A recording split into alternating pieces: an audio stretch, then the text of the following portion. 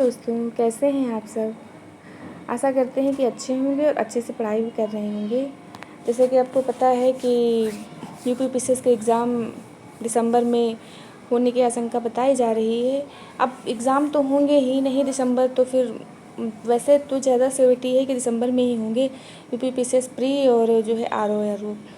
तो उसको बेस बना करके ही हम अपने जो है एग्ज़ाम की तैयारी करेंगे।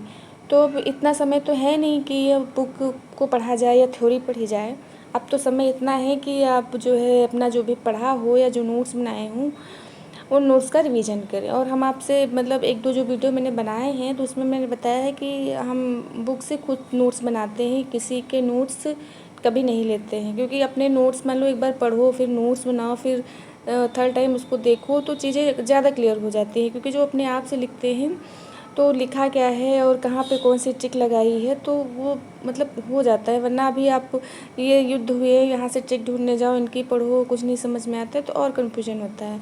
तो हम तो यही आप लोगों से एडवाइस देंगे कि आप लोग मतलब पढ़िए तो खुद से टिक बनाइए और खुद से नोट्स बनाइए तो ज़्यादा क्लियरिटी रहती है।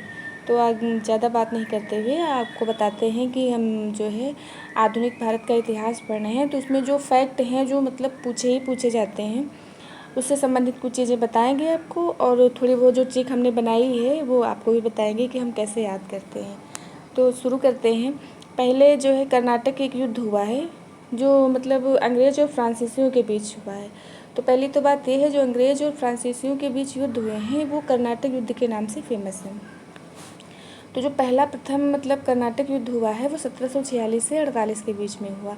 और इसका रीजन था यूरोपीय कारण, क्योंकि वहाँ पे ऑस्ट्रिया के में उत्तराधिकार का युद्ध चल रहा था, तो उसी से ये प्रभावित था। इसमें जो है संधि कौन सी हुई थी, तो एक्सला-सापल की संधि। ठीक है, फिर आगे बढ़ते हैं। इसी के अंतर्गत एक युद्ध हुआ था सेंट थोम का युद्ध, जो 1748 में हुआ था। और इसमें जो है फ्रांसीसी सेना का नेतृत्व कौन कर रहा था, अनवरुद्दीन। ठीक है, फिर आगे में द्वितीय युद्ध हुआ है। द्वितीय युद्ध में जो है उसका यूरोपीय कारण था, इसका भारतीय कारण था। भारत में हैदराबाद और कर्नाटक में उत्तराधिकार का युद्ध हो रहा था। तो 1748 में ये समाप्त हुआ था। उसके एक साल बाद ही 1749 में दूसरा कर्नाटक युद्ध शुरू हो जाता है। और इसमें जो संधि होती है पांडिचेरी की संधि। हुई कब है, 1755 में। तो इसमें जो है फ्रांसीसी सेना का नेतृत्व कर रहा था डुप्ले। फिर उसकी हार हो जाती है तो डुप्ले के जगह एक फ्रांसीसी गवर्नर गोडेहू को भेजा जाता है। और ये फ्रांसीसियों की सबसे बड़ी एक कह सकते हैं कि कमी थी कि उसने डुप्ले को वापस बुला लिया था। अगर डुप्ले को वापस नहीं बुलाते तो फ्रांसीसी मतलब यहाँ काफ़ी समय तक शासन करते। उसके बाद होता है तृतीय कर्नाटक युद्ध। जो ये प्रथम कर्नाटक युद्ध के बाद जो दूसरा हुआ 1 साल बाद हुआ, जो तीसरा हुआ वो 2 साल बाद हुआ। यानी कि 1749 में हुआ है, 1754 में ये मतलब इसका समाप्त हो जाता है, पांडिचेरी की संधि होती है। फिर 1756 में तृतीय कर्नाटक युद्ध होता है। और इसमें भी यूरोपीय कारण जो सप्तवर्षीय युद्ध था उसका ही एक अंश था ये। तो इसमें जब ये युद्ध होता है तो पेरिस की संधि के साथ ये युद्ध समाप्त हो जाता है। और फिर अंग्रेज और फ्रांसीसियों के बीच जो सबसे मेन युद्ध पूछा जाता है एग्जाम में वो है वांडीवास का युद्ध। ठीक है, ये 1760 में हुआ, यानी कि तृतीय कर्नाटक युद्ध के बीच में ही एक युद्ध होता है वांडीवास का युद्ध। इस युद्ध में अंग्रेज़ों का जो नेतृत्व कर रहा था वो आयरकूट कर रहा था, और जो फ्रांसीसियों का नेतृत्व कर रहा था वो जो था काउंट लाली। ठीक है, तो यहाँ पूछते हैं कि वांडीवास का युद्ध हुआ कब था, 1760 में। किसके बीच, फ्रांसीसियों के बीच, और फ्रांसीसियों की तरफ से काउंट लाली नेतृत्व कर रहा था। ठीक है, तो ये हो गया कर्नाटक युद्ध। फिर आगे देखते हैं आंग्ल मैसूर युद्ध जो हुए हैं। तो 1767 से 1769 तक होता है पहला आंग्ल मैसूर युद्ध, जो हैदर अली और अंग्रेज़ों के बीच होता है। उस समय गवर्नर जनरल कौन था, वरलास्ट था। ठीक है, और इसमें जब युद्ध समाप्त होता है तभी संधि होती है। तो मद्रास की संधि हुई। तो पहले मद्रास की संधि हुई 1769 में। फिर द्वितीय युद्ध होता है आंग्ल मैसूर युद्ध, हैदर अली और वही अंग्रेज़ों के बीच में। और उस समय गवर्नर जनरल कौन था, वारेन हेस्टिंग्स था। और फिर होती है यहाँ पे मंगलुरु की संधि। ठीक है, ये मंगलुरु की संधि होती है। फिर तृतीय युद्ध होता है, और इसमें मतलब जो द्वितीय युद्ध होता है उसमें हैदर अली की मृत्यु हो जाती है। तब थर्ड होता है युद्ध आंग्ल मैसूर युद्ध। इसमें टीपू और अंग्रेज़ों के बीच होता है। तो इस समय गवर्नर जनरल कौन था? कॉर्नवालिस था। और इस समय संधि कौन हुई? श्रीरंगपट्टनम की संधि।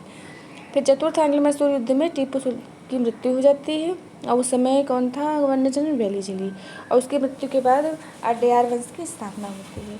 तो देखो जो आंग्ल मैसूर युद्ध है, इसमें जो जीतने का सबसे बड़ा कारण था, जो अंग्रेज़ लोग जीते इसमें, तो जो मराठे थे और जो हैदराबाद के निज़ाम थे, वो सब जो है अंग्रेज़ों का साथ दे रहे थे। तो ये लोग अकेले पड़ गए, जिससे जो भी बात यहाँ पहले इन्होंने कहा कि हम मतलब हैदर अली से कि हम तुम्हारा साथ देंगे, उसके बाद अंग्रेज़ों ने अपने साथ मिला लिया। फिर ये अंग्रेज़ों की तरफ से लड़ने लगे, तो यहाँ की जितनी भी बातें थी उन लोगों को जाके बता देते थे। इस तरीके से इन दोनों की वहाँ पे हार हो जाती है। ठीक, अब देखो इनको याद कैसे करें। तो पूछे कि पहले कर्नाटक युद्ध में कौन सी संधि हुई? तो एक्सला-सापल की। दूसरे में कौन सी हुई? दूसरे में हुई पांडिचेरी और तीसरे में हुई पेरिस की संधि। तो पहले देखो एक्सला-सापल पहले बड़ी संधि, ठीक है, फिर पांडिचेरी एक्सला-सापल से छोटी हो गई, फिर पेरिस उससे भी छोटी हो गई। मतलब ऐसे नहीं कि एक्सला-सापल देखो लिखा हुआ है तो थोड़ा बड़ा सा लिखा दिख रहा है यहाँ पे, ठीक है। फिर पांडिचेरी उससे छोटा है, फिर पेरिस उससे भी छोटा है। तो इससे सीक्वेंस में याद कर लेंगे, जैसे मैंने याद किया वैसे मैंने आपको बताया, बाकी आप लोग अपने हिसाब से उसको याद कर लीजिएगा, ठीक। और फिर मैंने आंग्ल मैसूर युद्ध कैसे याद किया? तो पहले तो गवर्नर जनरल कौन थे? वारलास था फर्स्ट वाले में, द्वितीय में था हेस्टिंग्स, तृतीय में था कॉर्नवालिस और फोर्थ में था वेलेज़ली। कई बार पूछा गया है, आप पेपर उठा के देखिए उसमें लिखा हुआ है। तो इसमें कौन सी संधि कब हुई? तो पहले मद्रास की संधि हुई, ठीक है। तो उसमें देखो बड़े से छोटे की तरफ, इसमें छोटे से बड़े, तो पहले मद्रास की, फिर मैंगलोर मद्रास से बड़ा है, ठीक है, फिर श्रीरंगपट्टनम सबसे बड़ा है, यानी कि सबसे लास्ट में जो 92 में होती है वो श्रीरंगपट्टनम की संधि होती है, ठीक है। तो इस तरीके से हमने इसको याद कर रखा है। और छोटे मोटे संधियाँ हुई हैं, युद्ध हुए हैं, तो उसमें देख बहुत पूछा जाता है सुगौली की संधि कब हुई ये, और किसके बीच हुई, कौन गवर्नर जनरल था?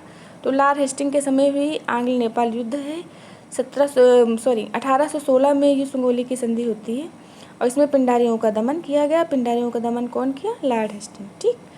अब ये आंग्ल और सिख युद्ध हुए हैं कुछ, इनका हम पढ़ लेंगे सीक्वेंस में। तो सबसे बड़ा रीजन क्या था? जो सतलज नदी थी वो सीमा का निर्धारण कर रही थी कि वो सिख मतलब सतलज नदी के उस पार अपना राज्य चला रहे थे और अंग्रेज इधर, ठीक है। तो सबसे पहले एक अमृतसर की संधि होती है 1809 में, रणजीत सिंह और चार्ल्स मेटकाफ, इसमें जो है मेटकाफ मध्यस्थता करता है, ठीक है। फिर ये त्रिपक्षीय संधि होती है 1833 में, एक शाह शुजा, रणजीत सिंह और अंग्रेज़ों के बीच में।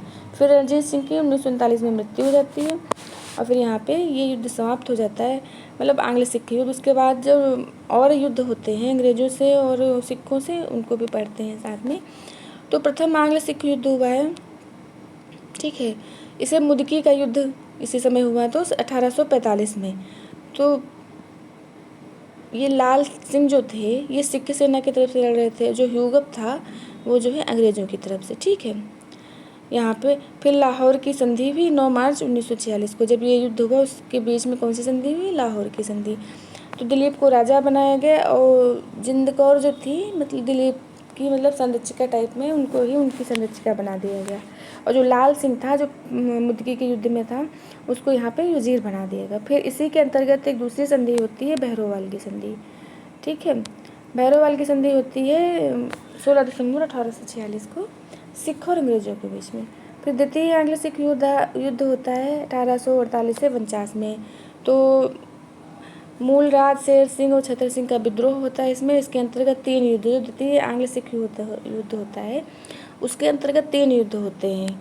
तो पहला कौन सा? चिलियावाला का युद्ध, फिर गुजरात युद्ध और पंजाब का ब्रिटिश राज्य में विलय। तो तीसरे युद्ध होता है सिखों के साथ अंग्रेज़ों का, तो उसमें वो पंजाब राज्य को अंग्रेजी राज्य के अंतर्गत मिला लेते हैं, ठीक है। तो चिलियावाला का युद्ध हुआ है 13 फरवरी 1849 को, ठीक है। इसमें जो है शेर सिंह सिखों की तरफ से था और लॉर्ड गप अंग्रेज़ों की तरफ से था। फिर गुजरात युद्ध हुआ है 1849 में और पंजाब का जो ब्रिटिश राज्य में विलय हुआ 30 मार्च 1849 को। ये बहुत बहुत बहुत इम्पोर्टेंट है। और कौन था मेन इसमें गवर्नर जनरल? तो कौन था? डलहौजी, ठीक। अन्य महत्वपूर्ण युद्ध हैं जैसे कि आंग्ल वर्मा युद्ध हुआ 1826 में, यांडबू की संधि हुई और उसमें गवर्नर जनरल कौन था? तो एमहर्स्ट था। जो द्वितीय आंग्ल वर्मा युद्ध होता है 1852 में, लोअर वर्मा और पीकू को अंग्रेज राज्य में मिला लिया गया। डलहौजी के समय। ठीक, आगे बढ़ते हैं। कुछ बहुत ही फेमस आंग्ल मराठा युद्ध हुए हैं। तो पहले तो जैसे कि सीक्वेंस में पूछते हैं कि कब, तो शुरुआत में सबसे पहला होता है सूरत की संधि। युद्ध होते हैं प्रथम युद्ध, और कब हुए, जैसे मान लो प्रथम युद्ध के अंतर्गत कितने युद्ध हुए, तो हम इसको बताएंगे कब हुआ, किसके बीच हुआ, कौन सी संधि हुई। तो पहले तो कौन सा गवर्नर जनरल था, तो कौन था, वारेन हेस्टिंग था। प्रथम युद्ध जो हुआ, प्रथम संधि हुई सूरत की संधि 1775 में। एक सूरत की संधि और हुई है, तो जब हम उसको पढ़ाएंगे तब आपको बताएंगे। ये 1775 में हुई है। तो जो मराठा थे, मराठा की तरफ से रघुनाथ राव और अंग्रेज। फिर पुरंदर की संधि, मतलब सीक्वेंस से इसको ऐसे ही याद कर लेंगे। पुरंदर की संधि हुई है 1776 में, फडणवीस थे मराठों की तरफ से और अंग्रेज। बड़गांव की संधि हुई 1779 में, मराठों और उनके मतलब क्षेत्र मराठों को उनके वापस कर देंगे। फिर सबसे फेमस जो संधि हुई है वो हुई है सालबाई की संधि 1782 में, महादजी सिंधिया और अंग्रेजों के बीच में। ठीक है, प्रथम युद्ध में जो बिल्कुल जब प्रथम युद्ध समाप्त हो गया तो जो मेन संधि हुई है वो सालबाई की संधि हुई है। वारेन हेस्टिंग अभी भी वही था, और मतलब वारेन हेस्टिंग के समय ही हुई थी, और महादजी सिंधिया और अंग्रेजों के बीच में। ठीक है, फिर द्वितीय युद्ध होता है 1803 से 1806 तक, और द्वितीय युद्ध के में जो है वेलेस्ली आ जाता है। देखो, गवर्नर जनरल याद करने की हम आपको ट्रिक बता देंगे, तो इसमें भी कंफ्यूजन नहीं होगा, आपको याद हो जाएगा कौन सी ईयर में कौन सा गवर्नर जनरल था। तो जब युद्ध आएंगे तो आपको खुद से याद हो जाएगा कि हाँ इस समय वो वेलेस्ली रहा होगा या हेस्टिंग्स रहा होगा या फिर कॉर्नवालिस, जो भी गवर्नर जनरल है। ठीक है, तो इसके द्वितीय युद्ध में कौन कौन सी संधियाँ हुई। द्वितीय युद्ध में हुई एक वसीन की संधि, एक देवगांव की, एक अर्जनगांव की संधि। तो इसमें ये दिए हुए हैं, आप इसको पढ़ लीजिएगा, और नहीं तो हम बताइएगा तो हम PDF आपको प्रोवाइड करा देंगे। ठीक है, अभी हम इनको कैसे याद करते हैं, बहुत अच्छे से आपको ट्रिक बता देंगे, फट से याद हो जाएगा। राजापुर की संधि हुई। फिर तृतीय होती है युद्ध हेस्टिंग्स के में। वहाँ देखो, फर्स्ट में था वारेन हेस्टिंग, द्वितीय में वेलेस्ली, और थर्ड में है लॉर्ड हेस्टिंग। इतना ध्यान रखिएगा कि यहाँ पे है लॉर्ड और वहाँ पे है वारेन। ठीक, यहाँ पे मंदसौर की संधि होती है 1818 में, होलकर और अंग्रेजों के बीच में। फिर पूना की संधि होती है 1818 में, वो जो मंदसौर की होती है वो जनवरी में होती है, पूना की होती है जून में। बाजीराव द्वितीय और अंग्रेजों के बीच में। इसी युद्ध में जो है हेस्टिंग्स के द्वारा, लॉर्ड हेस्टिंग्स के द्वारा पिंडारियों का दमन किया जाता है। ठीक है, और जो पिंडारी थे ये मराठों का सहयोग कर रहे थे। तो आज के लिए इतना ही, लेकिन बस हम आपको इसकी ट्रिक बता देते हैं कि हमने इसको कैसे याद किया है सीक्वेंस में। फिर यहाँ प्रथम द्वितीय तृतीय आप मत ध्यान दीजिएगा। मतलब सूरत है, उसके बाद पुरंदर है, बड़गांव है, सालबाई की संधि है, ये मैंने कैसे याद किया।